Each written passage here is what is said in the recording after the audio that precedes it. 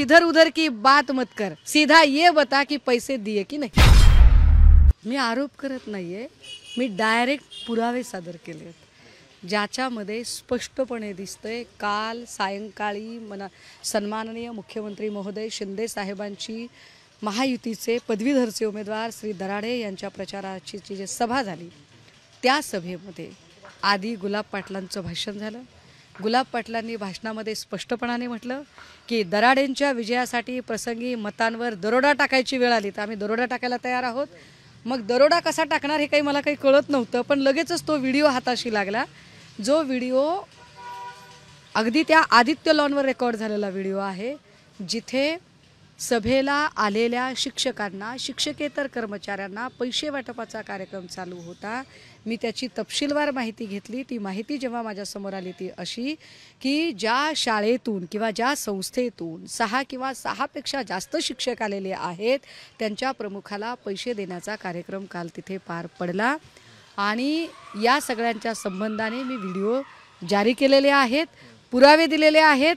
या पुराव्यांवर काय ते बोलावं, इकडचं तू इधर उधर की बात मत कर, सीधा ये बता की पैसे दिए की नाही। कायदेशीर बाबत आता तुम्ही काही तक्रार याची करणार आहात का, काही प्रोसेसला सुरुवात झाली? हो, याच्या संबंधाने मी पक्षश्रेष्ठींशी बोलले, मी पक्षातले ज्येष्ठ नेते सन्माननीय संजय राऊत साहेबांशी बोलले आणि आमचे युवा नेते आदित्यजींशी बोलले आणि पुढची कायदेशीर प्रक्रिया करण्यासंबंधीच्या परवानग्या घेतल्या आहेत आणि पक्षाचे सचिव अनिल भाऊ देसाई यांना संजय राऊत साहेबांनी त्यांची चर्चा झालेली आहे आणि अनिल भाऊ आज या सगळ्या संबंधाने निवडणूक आयोगाकडे कायदेशीर तक्रार दाखल करण्याची प्रक्रिया पूर्ण करत आहेत। या घटनेनंतर आता विरोधकांकडून सातत्याने टीका होते। गुलाबराव पाटील असं म्हणतात की सुषमा अंधे काही बोलत असतात, त्यांना काही याचं ताळमेळ नाही आहे आणि निवडणुकीच्या याद्यांसाठी काही खर्च दिलेला असतो, त्याचे हे पैसे असू शकतात, त्यांना या व्हिडिओबद्दल काही माहिती नाही आहे। चला नशीब, म्हणजे तिथे पैशाचा व्यवहार झाला, एवढ्यापर्यंत तरी गाडी येऊन थांबलेली आहे।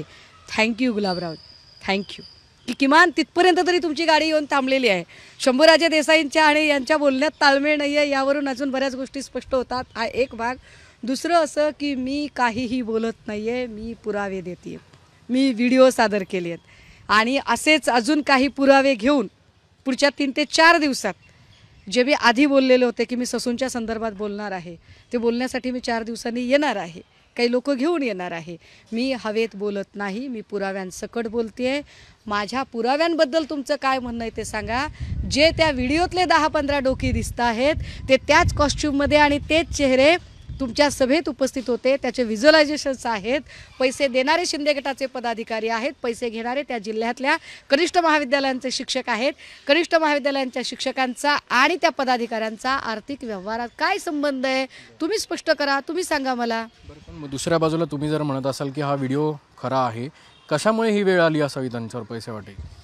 नाही, अहो दराडेंचं आधीचं पण तुम्ही रेकॉर्ड तपासा हो। याच्या आधी पण जेव्हा इलेक्शन झाले ना ते येवल्याकडचे आहेत, मागच्या इलेक्शनला पण शिक्षकांच्या बायकांना पैठण्या वाटायची कामं त्यांनी केली। मला या सगळ्या पार्श्वभूमीवर आता सगळ्या आमच्या शिक्षकांना, जे आमचे सगळे व्यवसाय बंधू आहेत, त्या सगळ्या शिक्षकांना अपील करायचे आणि त्यांच्या इनर कॉन्शियसला मला साथ घालायची आहे की आपण आपला विवेक जागा ठेवूया, आपण पिढी घडवणारी माणसं आहोत आणि जर आपल्याकडे पिढी घडवण्याची जबाबदारी असेल तर अशा पद्धतीने कुणीही आपलं मत खरेदी विक्री करू शकणार नाही। आपलं मत आपल्याला सजगपणे बजावण्याचा अधिकार आहे, हे आमच्या सगळ्या शिक्षक बांधवांना सुद्धा आता लक्षात यायला हवं। वेगळे राजकीय प्रश्न आहेत। उदयनराजे असं म्हणाले होते की पंकजा मुंडे जर निवडून आले नाहीत तर ते स्वतः राजीनामे देतील, कारण तुमच्याच बीड मराठवाड्यामध्ये झालेल्या सभेत ते बोलले होते। कसं बघताय या विधानाकडे? मला असं वाटतं की त्यांनी शब्द पाळला पाहिजे, पण अडचण अशी आहे की भाजपच्या संगतीत जे लोक जातात ना ते शब्दच पाळत नाही। चंद्रकांत दादांनी शब्द पाळला नाही, ते संन्यासात जाणार होते, ते संन्यास त्यांनी काही घेतलेला नाही आहे। दुसरे अजून एक कोण होते बाबा की आशिष शेलार होते, त्यांना पण संन्यास घ्यायचा होता, त्यांनी संन्यास घेतला नाही। आणि खासदार उदयनराजे यांच्याबद्दल तर मला आदर आहे, पण खासदार उदयनराजे ज्या पद्धतीने परळीच्या प्रचारसभेमध्ये येऊन म्हणाले की जर पंकजा निवडून आल्या नाही तर प्रसंगी मी राजीनामा देईल आणि माझ्या जागेवरून मी पंकजांना निवडून आणेन, तर मला असं वाटतं की त्यांनी ते केलं पाहिजे, पंकजा मुंडेंच्यासाठी केलं पाहिजे। कारण पंकजा मुंडे ज्या डेस्पिरेटली आत्ता ज्या कृती करत आहेत त्या वाईट आहेत, म्हणजे पंकजा मुंडेंचा पराभव झाला आहे, त्यांनी तो ग्रेसफुली स्वीकारला पाहिजे। कारण आत्ता ज्या पद्धतीने त्या आंदोलनामध्ये आंदोलकांची पाठराखण करणे चांगली गोष्ट आहे, आंदोलकांना भेटणे ही सुद्धा चांगली गोष्ट आहे, त्यांना प्रोत्साहन देणे चांगली गोष्ट आहे, त्यांच्या समस्या सत्ताधाऱ्यांच्या प्रतिनिधी म्हणून समजून घेणे ही सुद्धा चांगली गोष्ट आहे. पण या सगळ्या गोष्टी पंकजा मुंडेंना निवडणुकीच्या आधी का बरं सुचल्या नाही? निवडणुकीच्या आधी ओबीसींची सभा जेव्हा जालन्यामध्ये होती तेव्हा का तिकडे त्या गेल्या नाही? जेव्हा त्यांचा आत्ता लोकसभेत पराभव झाला त्या पराभवानंतर आलेली ही सगळी उपरती आहे. मला वाटतं त्यांच्या मनातलं ते शल्य अजून गेलेलं नाही की एका मराठा उमेदवाराने आपला पराभव केलेला आहे. गेल्या काही दिवसांपासून आपण जर बघितलं तर ओबीसी आता काल सगळं शमलेलं आहे. हाकेंचं आंदोलन असेल, उपोषण असेल, पण दुसऱ्या बाजूला मनोज जरांगे त्यांच्या भूमिकेवर ठाम आहेत. दोन्ही नेत्यांचे जर आपण विधानं बघितले तर कुठेतरी गेल्या काही दिवसांपासून आरक्षणाचा जो मुद्दा आहे त्याच्यामुळे राज्यातली अस्थिरता वाढते असं वाटतंय.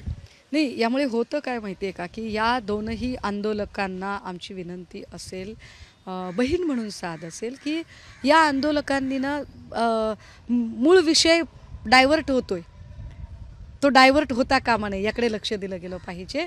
कारण हे सगळं व्यक्तिगत पातळीवर येतं आहे, ते व्यक्तिगत पातळीवर येऊ नये. आंदोलनाचा जो मुख्य मुद्दा आहे तो मुख्य मुद्दा डायव्हर्ट होऊ नये.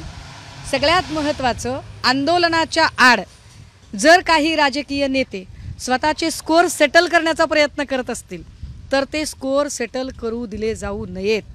आंदोलकांनी आपलं आंदोलन राजकीय नेत्यांच्या हातात जाणार नाही याची काळजी घेत आणि यात कुठेही ओबीसी असतील किंवा मराठा असतील या दोघांच्याही हितसंबंधांना बाधा येणार नाही.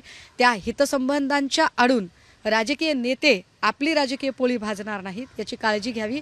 आणि त्यासाठी म्हणून जर सरकारची खरंच नियत असेल तर सरकारने दोनही बाजूच्या आंदोलकांना समोरासमोर बोलवून बैठक घेऊन काय तो तोडगा काढावा. विधानसभेच्या निवडणुका काही दिवसातच जाहीर होतील असं अपेक्षित आहे. त्यामुळे महाविकास आघाडी असेल, शिवसेना उद्धव बाळासाहेब ठाकरे पक्ष असेल, कशी तयारी सुरू झालेली आहे?